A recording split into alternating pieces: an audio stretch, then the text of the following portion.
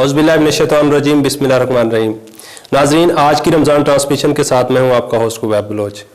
आज 17 रमज़ान मुबारक है और आज के दिन इस्लाम और आलम कुफ्र की एक बहुत बड़ी जंग हुई थी, पहली जंग हुई थी। आज हम उस पर डिस्कस करेंगे। इकबाल का एक शेर मुझे याद आ रहा है कि फ़िज़ाए बद्र पैदा कर फरिश्ते तेरी नुसरत को उतर सकते हैं गर्दों से कतार अंदर कतार अब भी। नाज़रीन, ये जंग जिस हालत में लड़ी गई, मुसलमानों पे गुर्बत और इफलास थी। जंगी सामान पूरा नहीं था, ना घोड़े पूरे थे, ना ऊंट पूरे थे, ना तलवारें पूरी थी। तो किस तरह से उन्होंने जंग जीती? नाज़रीन, इस मौजू पे बात करने के लिए हमारे पास हमारे दो बहुत ही ऑनरेबल गेस्ट, सरगोदा यूनिवर्सिटी के प्रोफेसर डॉक्टर मोहम्मद अहमद ज़ीशान साहब और डॉक्टर रिजवान महमूद साहब हमारे साथ मौजूद हैं। और इनका तारुफ ये भी है कि ये मेरे उस्ताद भी हैं दोनों। मैंने अपने ग्रेजुएशन लेवल में जो स्टडी की है BS, तो दोनों मेरे टीचर रहे हैं। तो उनकी तरफ चलते हैं, आज के इस मौजू पे इनसे बात भी करते हैं और इनसे हाल चाल भी पूछते हैं। अस्सलाम वालेकुम सर, कैसे? वालेकुम सलाम, अल्हम्दुलिल्लाह। सर, ग़ज़वा बदर के बारे में आप जो है वो थोड़ा सा इस पर रोशनी डालें कि जंग कैसे शुरू हुई, क्या थी और क्या इसमें बाकी चीज़ें थी। देखिए, जब से कायनात बनी है तो इस कायनात में हमेशा से दो ब्लॉक्स रहे हैं। एक ब्लॉक उन लोगों का था जो बिलीवर्स थे और दूसरा ब्लॉक उन लोगों का था जो नॉन बिलीवर्स थे। तो नॉन बिलीवर्स ने हमेशा नेचर को चैलेंज किया। उन्होंने गॉड अलमाइटी को, अल्लाह सुब्हानहू तआला की ज़ात को, अल्लाह ताला की तहलीकात से इख्तलाफ किया। और ये जो ग़ज़वा बदर है, इसके असबाब में भी जो सबसे बड़ी चीज़ है वो यही है कि जो नॉन बिलीवर्स थे उन्होंने नबी अलैहिस्सलातु वस्सलाम की ज़ात का इनकार किया। उन्होंने आप सल्लल्लाहु अलैहि वसल्लम को मानने से इनकार किया। और आप सल्लल्लाहु अलैहि वसल्लम की जो तालीमात थीं, जो सोसाइटी के अंदर एक बैलेंस कायम करने के लिए थीं, सोसाइटी के अंदर अमन व आशती पैदा करने के लिए और लोगों को अल्लाह से जोड़ने के लिए। और देखें, जो अल्लाह ताला ने जो चीज़ें बनाई हैं, जो नेचर है, वो इंसान की डायरेक्ट जो हैबिट्स हैं उनके मुताबिक चलती हैं। उनको बिल्कुल उनके यानी कह लें कि आप उसके मुताबिक होती हैं। तो वो उस बैलेंस को डिस्टर्ब करना चाहते थे क्योंकि उन्होंने अल्लाह के अगेंस्ट और अपना एक नॉन बिलीवर्स का ब्लॉक बनाया हुआ था। उनकी अपनी कुछ ट्रेडिशंस थी। जब उनको ये लगा कि उनकी ट्रेडिशंस और उनके अपने बनाए हुए जो सो कॉल्ड गॉड्स थे उनकी नफ़ी हो रही है और मुआशरे के अंदर जो खराफात वो पैदा करना चाहते थे वो खराफात अब ख़त्म हो जाएंगी। अब सोसाइटी एक बैलेंस की तरफ जा रही है। अब लोगों की ग़ुलामी से निकाल कर गॉड अलमाइटी की ग़ुलामी में दिए जाने का इम्कान है। और लोग जो हैं वो एक दूसरे के साथ वो जो जानवरों वाला सलूक किया जा रहा था कमज़ोर लोगों के साथ, अब उनको वो इजारादारी ख़त्म होती हुई नज़र आ रही थी।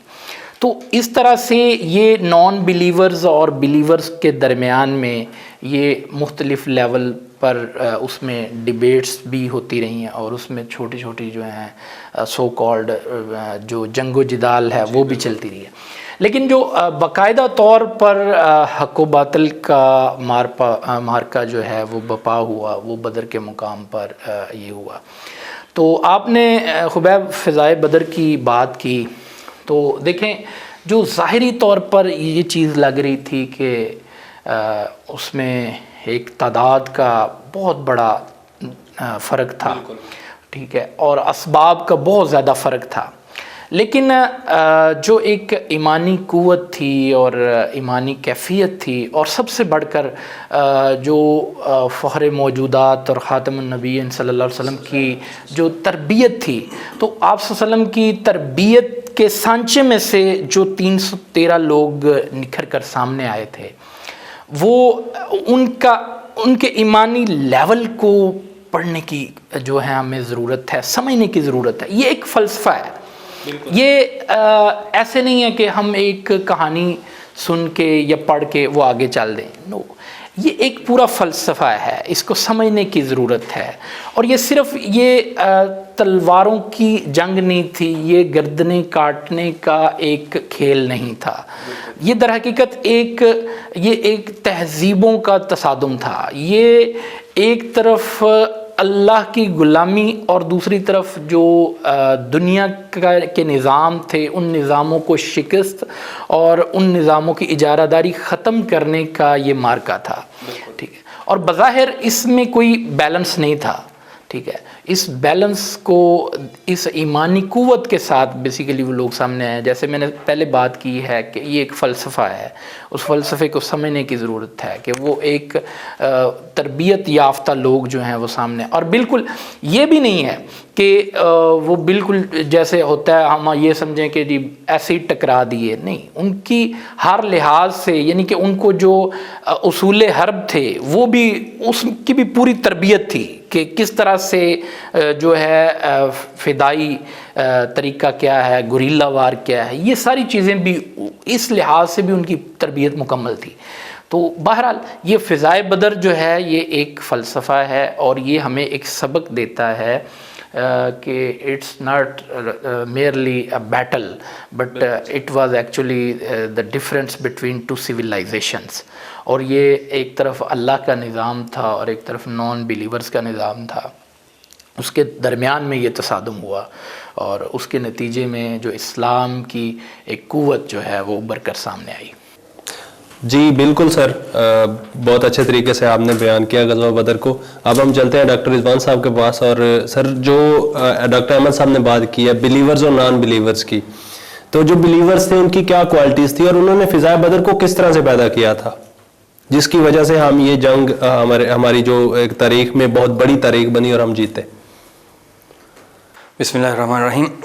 شکریہ خبیب. آج کا یہ جو موضوع ہے بہت زبردست موضوع ہے اور بہت اچھی باتیں ڈاکٹر احمد ذیشان صاحب کر رہے ہیں کہ انہوں نے باتیں. دیکھیں اس مارکے کو، اس کا آغاز اور اس مارکے کے دوران جو باتیں ہوئیں، جو کام ہوئے، جو افعال سر انجام دیے گئے، وہ قیامت تک مثالی ہیں. یہ جب مارکہ سر انجام دیا گیا تو اس سے پہلے رسول اللہ صلی اللہ علیہ وسلم اپنے ساتھیوں کے ساتھ، صحابہ اکرام کے ساتھ نکلے تھے مدینہ سے مکہ والوں کے اس قافلے کو لینے کے لیے جو تجارتی قافلہ تھا.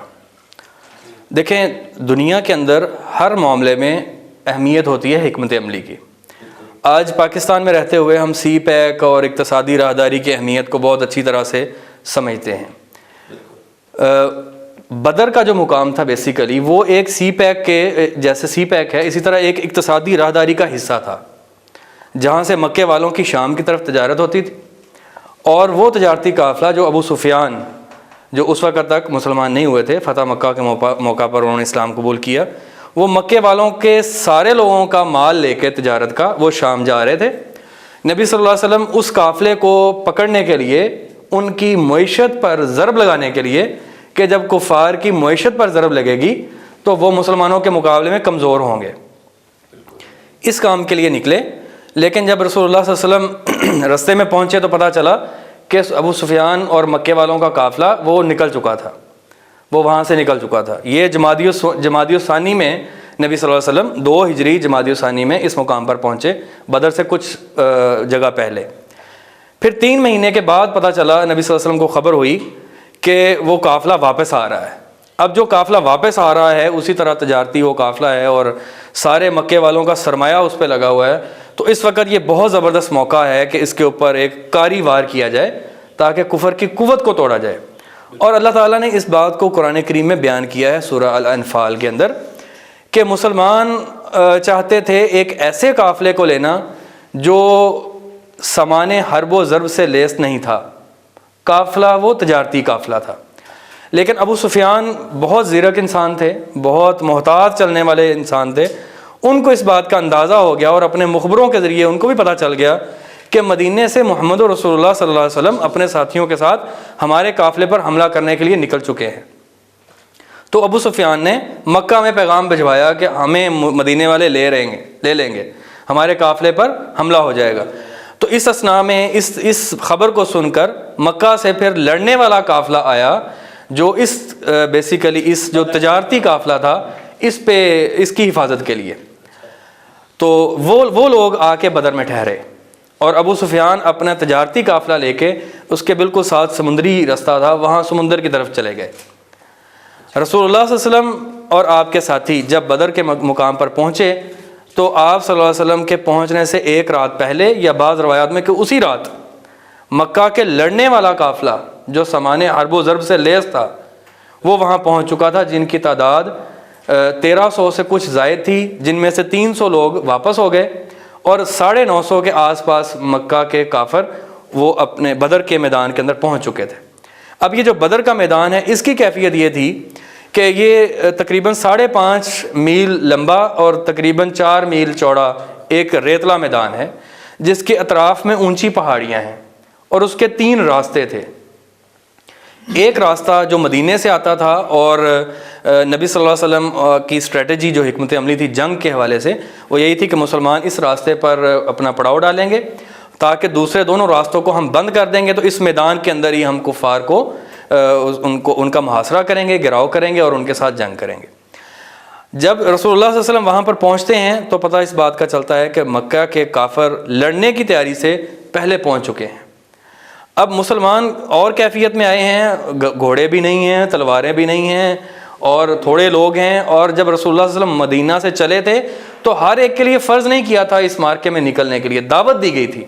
دعوت دینا اور حکم دینا ان دونوں باتوں میں فرق ہے۔ تو نبی صلی اللہ علیہ وسلم کی دعوت پر 313 یا بعض روایات میں 317 لوگ وہ اس میں شامل ہوئے اس مارکے میں۔ اب جب رسول اللہ صلی اللہ علیہ وسلم نے جب یہ کیفیت دیکھی تو پھر نبی صلی اللہ علیہ وسلم نے اپنے ساتھیوں کو بلایا اور کہا مسلمانوں مجھے مشورہ دو۔ تو ابوبکر صدیق رضی اللہ تعالیٰ عنہ اٹھے اور انہوں نے نبی صلی اللہ علیہ وسلم کے بارے میں بہت اچھی باتیں کہیں اور اپنے ساتھ کا اور ہر طرح کی قربانی کا اظہار فرمایا۔ پھر حضرت عمر رضی اللہ تعالیٰ عنہ اٹھے اور اسی طرح انہوں نے بہت اچھی باتیں کہیں اور ساتھ کا اظہار فرمایا۔ پھر اس کے بعد نبی صلی اللہ علیہ وسلم نے پھر فرمایا مسلمانوں مجھے مشورہ دو۔ تو انصاری صحابہ کی طرف سے سیدنا سعد رضی اللہ تعالیٰ عنہ کھڑے ہوئے اور فرمایا کہ یا رسول اللہ صلی اللہ علیہ وسلم میں سمجھتا ہوں کہ آپ ہماری طرف اشارہ فرما رہے ہیں، تو ہم آپ کو یہ یقین دلوانا چاہتے ہیں کہ ہم آپ کے آگے لڑیں گے، آپ کے پیچھے لڑیں گے، آپ کے دائیں لڑیں گے، آپ کے بائیں لڑیں گے۔ ہم موسیٰ علیہ السلام کی قوم کی طرح نہیں کریں گے کہ اے موسیٰ تو اور تیرا رب جائے اور لڑیں اور ہم نہیں لڑیں گے، بلکہ اگر آپ ہمیں حکم دیں گے تو اگر آپ برق الغماد ایک علاقہ سمندر کے اندر راستہ وہاں تک اگر آپ جائیں گے تو ہم آپ کے ساتھ جائیں گے۔ جب رسول اللہ صلی اللہ علیہ وسلم نے یہ باتیں سنی نبی صلی اللہ علیہ وسلم کا چہرہ بہت خوشی کے ساتھ تمتما اٹھا، صحابہ اکرام کی جانثاری، اور یہ جو فضائے بدر ہے یہ اسی جانثاری کے سبب پیدا ہوتی ہے کہ جب جانثار کرنے والے صحابہ تھے جو اپنا تن من دھن اور اس بات کو بھول بیٹھے ہیں کہ ہم تو جنگ کے لیے نہیں آئے تھے، کسی نے یہ نہیں کہا کہ اللہ کے نبی صلی اللہ علیہ وسلم ہم تو گھر سے کوئی اور نیت لے کے آئے تھے، ہم تو تجارتی مال لینے کے لیے آئے تھے، قافلہ جو تجارتی تھا اس کے ساتھ لڑنے کے لیے آئے تھے، تو یہ تو آگے جنگ والا ماحول ہے۔ کسی نے ایسا نہیں کہا، بلکہ رسول اللہ صلی اللہ علیہ وسلم کے ساتھ کھڑے ہو کے قدم کے ساتھ قدم اور آپ صلی اللہ علیہ وسلم کی قیادت میں جنگ لڑنے کا ایک ایسا جذبہ کہ جانیں قربان کرتے ہیں، تو اس سے بہتر کوئی اور سودا نہیں ہے۔ اور پھر یہی ہوا کہ جب اگلے دن جو 17 رمضان المبارک کا جمعے کا دن، اتفاق کی بات کہ آج بھی 17 رمضان المبارک جمعے کا دن ہے، تو جو 17 رمضان المبارک 2 ہجری جمعے کا دن جو مارکے کا دن بنا، اس سے جو پچھلی رات تھی رسول اللہ صلی اللہ علیہ وسلم جائزہ لے رہے تھے اور صحابہ کے ساتھ مشورے کے ساتھ جو بالکل کفار کے لشکر کے قریب ترین ایک چشمہ تھا، اسٹریٹجی کے طور پر اس چشمے کے قریب مسلمانوں نے اپنا پڑاؤ ڈالا اور اس چشمے پر قبضہ کیا تاکہ جو کافروں کو جو کفار مکہ کا جو سپلائی لائن ہے اس کو توڑ دیا جائے، اور اس چشمے کے آس پاس مٹی لگا کے پتھر لگا کے چھوٹے چھوٹے حوض بنائے گئے کہ پانی کے بہاؤ کو روک لیا جائے۔ دیکھیں جب آپ دشمن کے ساتھ جنگ کر رہے ہوتے ہیں تو اس میں حکمت عملی کو اختیار کیا جاتا ہے، دشمن کے اوپر کاری ضرب کیسے لگے گی، اس کی سپلائی لائن کیسے توڑی جائے گی۔ تو یہ بدر کے مارکے نے یہ سارا کچھ سکھایا کہ جب بھی آپ مارکوں کے لیے جائیں گے، جنگیں کریں گے، تو اپنے دشمنوں کی معیشت پر بھی وار کریں گے. اور دیکھیں دنیا کے اندر اس وقت بھی اگر ہم تھوڑا سا جائزہ لیں تو اگر چائنا اور باقی دیگر ممالک سی پیک کے اوپر بہت زیادہ وہ زور لگا رہے ہیں تو اس کی وجہ کیا ہے؟ دنیا کے اندر جو تجارتی راستے ہیں ان بہت بڑے راستوں کے اوپر امریکہ کے بحری اڈے بہت ساری ایسی جگہوں پر موجود ہیں کہ جہاں چند گھنٹوں کے نوٹس پر وہ ساری دنیا کی تجارت کو روک سکتے ہیں. جو چونکہ چائنا اور امریکہ کی اس وقت سرد جنگ ہے تو چائنا کو ایک محفوظ راستہ چاہیے جو پاکستان کی صورت سی پیک کی صورت اس کو مل رہا ہے اور اسی لیے پاکستان کی اہمیت بن رہی ہے. اور ان تجارتی راستوں کی اہمیت آج سے نہیں ہے. 1442 سال پہلے 2 ہجری کو یہ جو مارکا ہو رہا ہے تو اس کی بنیاد بھی بیسیکلی وہی بنی. لیکن اللہ تعالیٰ کا فیصلہ کچھ اور. اللہ تعالیٰ نے فرمایا سورہ الانفال کے اندر کہ اللہ لیکن چاہتا یہ ہے کہ اللہ تمہیں کافروں کے ساتھ، جنگ والے کافروں، لڑائی والے کافروں کے ساتھ تمہارا مقابلہ کروا دے تاکہ حق کو حق ثابت کر دے اور کافر کی جڑ کاٹ کے رکھ دی جائے. یہ سورہ الانفال کا پیغام. پھر جب مارکا ہوا، جب جنگ کا ماحول بپا ہوا، دعوت مبارزت دی کفار مکہ نے. وہ کیا ہوتا تھا کہ جب کوئی بھی جنگ شروع ہوتی تو دونوں لشکر ایک دوسرے کو للکارتے، پکارتے، دونوں طرف سے جو ان کے جری بہادر ہوتے وہ نکلتے اور انفرادی جنگ پہلے کرتے. پھر اس کے بعد کھلے عام جنگ کا اعلان کیا جاتا. تو کفار مکہ کی طرف سے عتبہ اور شیبہ یہ دونوں نکلے اور ان کے ساتھ ولید بن عتبہ نکلا. یہ 3 سردار مکہ کے، یہ بڑے جری اور بہادر سمجھے جاتے تھے، 2 سگے بھائی عتبہ اور شیبہ. تو ان کے مقابلے میں پہلے 3 انصار صحابہ نکلے، لیکن انہوں نے پکار کے کہا کہ ہمیں ہمارے چچیرے بھائی چاہیے، یعنی جو آپ کے ساتھ ہجرت کر کے آئے ہوئے تھے مکہ کے جو لوگ. تو پھر رسول اللہ صلی اللہ علیہ وسلم کے حکم کے ساتھ مسلمانوں کے لشکر میں سے ان کا مقابلہ کرنے کے لیے سید الشہداء سیدنا حمزہ رضی اللہ تعالیٰ عنہ نکلے اور حیدر کرار علی المرتضیٰ رضی اللہ تعالیٰ عنہ نکلے اور اسی طرح حضرت عبیدہ رضی اللہ تعالیٰ عنہ نکلے. تو عتبہ کے مقابلے میں سیدنا عبیدہ آئے اور ولید بن عتبہ کو سیدنا علی رضی اللہ تعالیٰ عنہ نے تحت کیا اور شیبہ کو سیدنا حمزہ رضی اللہ تعالیٰ عنہ نے ایک ہی وار کے ساتھ اس کا کام تمام کیا. جی ٹھیک ہے، میرے خیال میں سر یہاں سے ایک چھوٹی سی بریک لے لیتے ہیں اور اس کے بعد اپنی بات کو یہیں سے کنٹینیو کرتے ہیں. جی ناظرین، ویلکم آفٹر بریک. سر آپ بات فرما رہے تھے. جی ہم بات کر رہے تھے کہ بدر کا مارکا شروع ہوا تو یہ جو پہلی دعوت مبارزت دی گئی اس میں جو 3 سردار مکہ کے کفار کے وہ مارے گئے تو اس کا بہت بڑا امپریشن ان کے اوپر پڑا، مکہ کے لوگوں پہ ان کے حوصلے ٹوٹے. اس کے بعد کھلی جنگ شروع ہو گئی. اس کھلی جنگ کے نتیجے میں پھر ایک وقت ایسا بھی آیا کہ ابو جہل جو سردار تھا مکے والوں کا، جو لیڈ کر رہا تھا، تو وہ بھی قتل کیا گیا اور 14 سال کے 2 صحابہ معوذ اور معاذ انہوں نے اس کو قتل کیا.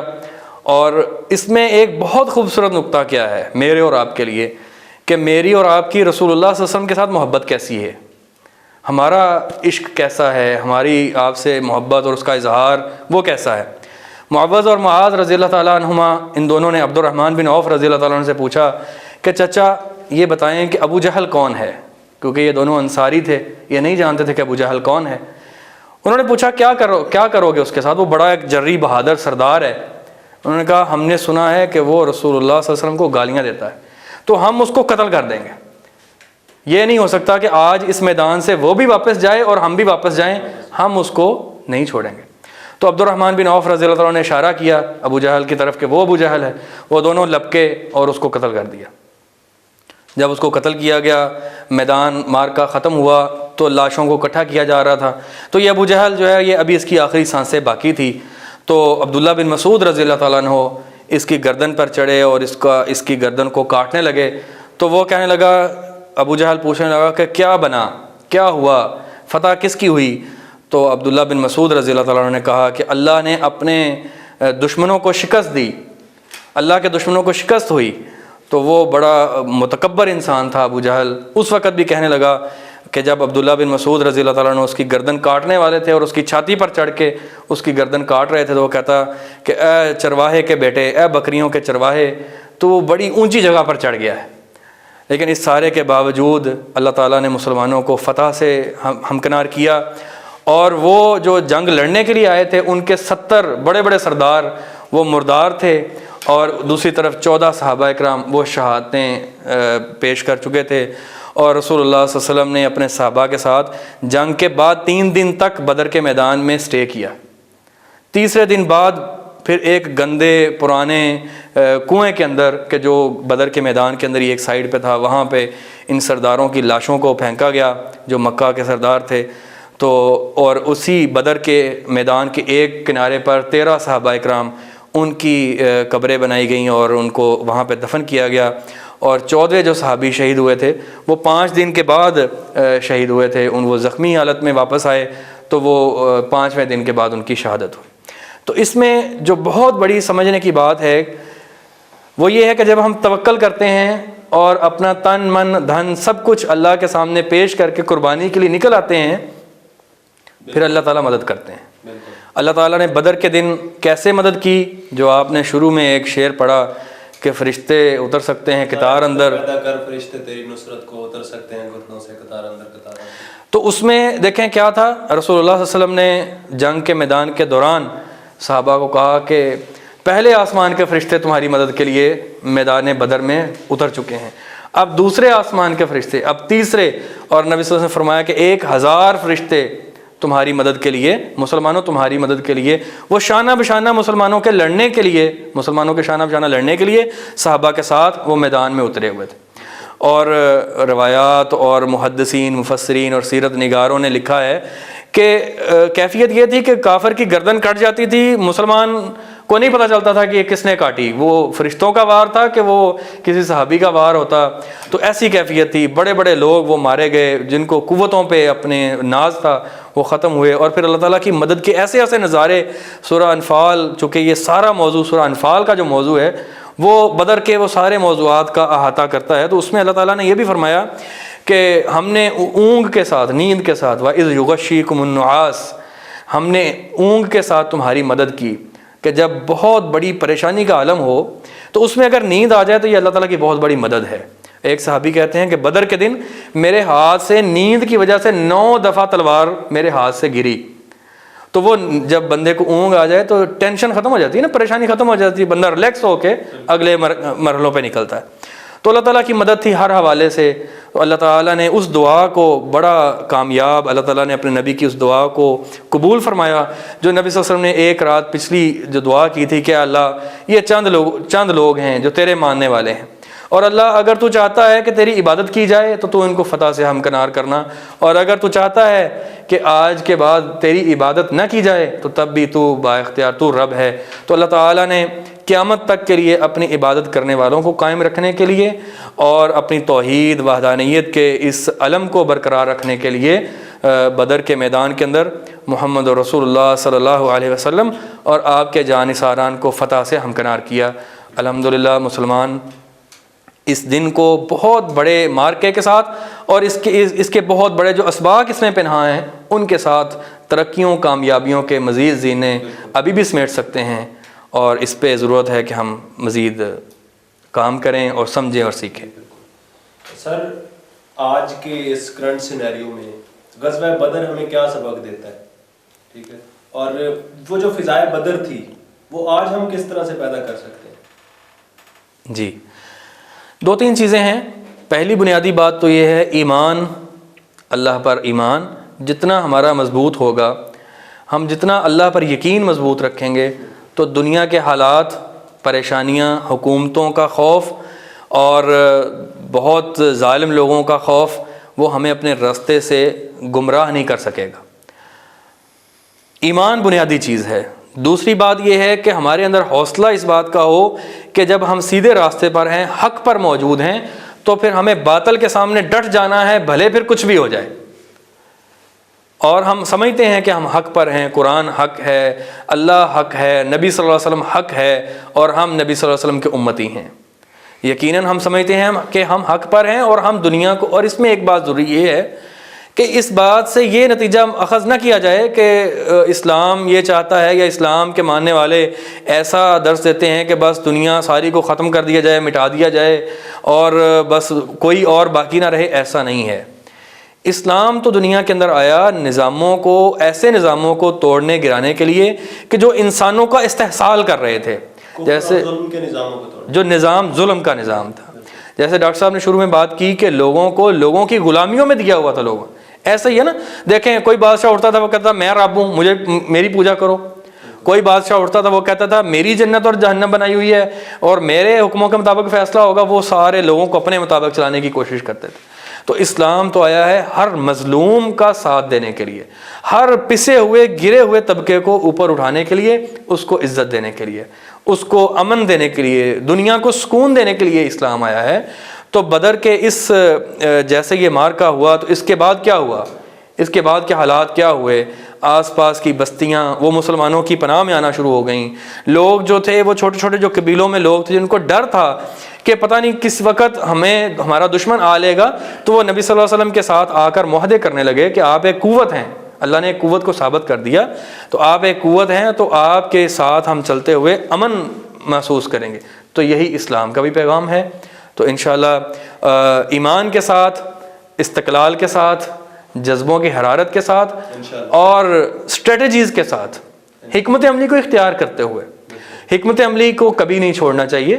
آپ بہترین حکمت عملی اختیار کریں ہر میدان میں، تعلیم کے میدان میں، آپ ٹیکنالوجی کے میدان میں، ہر میدان میں بہتر سے بہترین حکمت عملی اختیار کریں، اس کی تربیت کو حاصل کریں، اس کی تربیت کی بھی ترویج کریں، اور اپنے ایمان کے ساتھ ساتھ ان ساری چیزوں کو جب لے کے چلیں گے. اور ہمارا مد نظر کیا ہونا چاہیے کہ ہم نے رسول اللہ صلی اللہ علیہ وسلم کے بتائے ہوئے فرامین پر چلنا ہے اور اللہ کی رضا کو حاصل کرنے کے لیے جنت کے راستے پر چلنا ہے اور دنیا کو امن و سکون کا ایک گہوارہ بنانا ہے.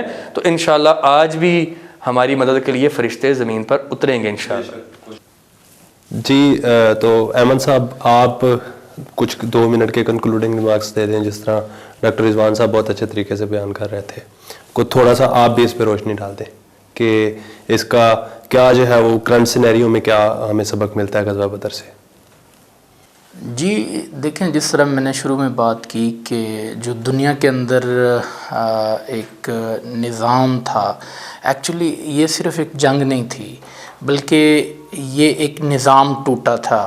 اس غزوہ بدر کے نتیجے میں ایک پوری جو تہذیب ہے اس کا کلا کما ہوا تھا، اور اسلام جو ہے اس کا سوسائٹل سسٹم جو ہے وہ ابھر کر سامنے آیا تھا، اور لوگوں کے سامنے ایک بالکل واضح لیونگ سٹینڈرڈ سامنے آیا تھا کہ اب ہمیں کسی انسان کی غلامی میں رہنے کی ضرورت نہیں ہے. ایک معیشت کا نظام، ایک معاشرت کا نظام، ایک اقتصادیات کا نظام، اور ایک جو سب سے بڑھ کر جو انسان کی اہمیت. اور دیکھیں اس سے ایک بات اور بھی سامنے آتی ہے. دیکھیں ہم ایک بات بہت سنتے ہیں کہ جی اسلام جو ہے وہ اخلاق کے ذریعے سے پھیلا ہے. تو اب یہ سمجھنے کی ضرورت ہے کہ اخلاق ہے کیا، موریلٹی ہے کیا. دیکھیں ایک بندہ جو برائی کر رہا ہے، وہ برا کام کر رہا ہے، اس کو روکنا وہ اخلاق ہے، اور خود برا کام نہ کرنا وہ اخلاق ہے. کسی کی جو عزت کی طرف، عزت کے اوپر ہاتھ ڈالنا یہ بری بات ہے، اور اس ہاتھ ڈالنے والے کو روکنا یہ اخلاق ہے. اگر آپ کے سامنے کسی کی عزت اچھالی جا رہی ہے، کوئی کسی راہ چلتی عورت کو ہاتھ ڈالنے کی کوشش کر رہا ہے، تو آپ خاموش بیٹھے ہیں، تو اس کا مطلب ہے آپ میں اخلاق نہیں ہے. اور آپ اگر اس بد کردار شخص کو روک رہے ہیں، تو اس کا مطلب ہے آپ اپنی اخلاقی جرت جو ہے وہ دکھا رہے ہیں، آپ ایک بااخلاق کام کر رہے ہیں. تو دیکھیں اس میں بھی ایسے ہی ہوا تھا کہ یہاں پر یہ کوئی زمین کی جائیداد کی جنگ نہیں تھی. یہ دراصل ایک جو فرسودہ نظام چل رہا تھا، اس فرسودہ نظام کو تحت کیا گیا، اور اسلام کا ایک آفاقی نظام جو ہے وہ ابھر کر سامنے آیا، جس نے لوگوں کو تحفظ دیا، تحفظ کا احساس دیا. پھر آپ دیکھیں کہ پھر آزاد لوگ سامنے آنا شروع ہو گئے. پھر یہ نظام بھی سامنے آیا کہ جب بادشاہ کے بیٹے نے غلام کے بیٹے کو مارا، تو اس کو یہ کہا گیا کہ تمہیں کس نے حق دیا ہے کہ تم لوگوں کو مارو جبکہ ان کی ماؤں نے ان کو آزاد جنا ہے؟ تو یہ ایک اسلام کا آفاقی نظام تھا جو اس غزوہ بدر کے ذریعے سے سامنے آیا۔ تو آج بھی ہمیں یہ سمجھنے کی ضرورت ہے کہ ہم اپنے اندر اس اخلاقی معیار کو لے کر آئیں، اس اخلاقی لیول کو لے کر آئیں۔ جب ہم اپنی تربیت کے اس معیار پر پہنچ جائیں گے اور پھر ہم کھڑے ہوں گے تو پھر دراصل ہم ان قوتوں کو، ان نظاموں کو توڑ سکیں گے، اور دوبارہ سے جو ہماری ایک گلوری آف دی مسلمز ہے اس کو ہم دوبارہ سے زندہ کر سکیں گے۔ بالکل جی ناظرین، تو ہماری تاریخ بہت سارے اسباق سے بھری پڑی ہے۔ جس طرح غزوہ بدر ایک تاریخ ہے اور اس میں بہت سارے اسباق ہیں، اسی طرح اور بھی کافی سارے ایسے واقعات ہیں ہماری ہسٹری میں، ہماری تاریخ میں، جو ہمیں ہمارے کرنٹ سچویشنز میں بہت زیادہ رہنمائی ہماری کر سکتے ہیں۔ تو آج کے پروگرام کے لیے اتنا ہی، اور پروگرام کے اختتام پہ جانے سے پہلے میں اپنے اساتذہ کرام کا، اپنے دونوں اساتذہ کرام کا بہت تہ دل سے شکریہ ادا کرنا چاہوں گا۔ سر، چینل کو سبسکرائب کرنا ہے، بیل آئیکن کو پریس کرنا ہے، اور شیئر اور لائک ضرور کرنا ہے۔ تھینک یو سو مچ۔ اللہ حافظ۔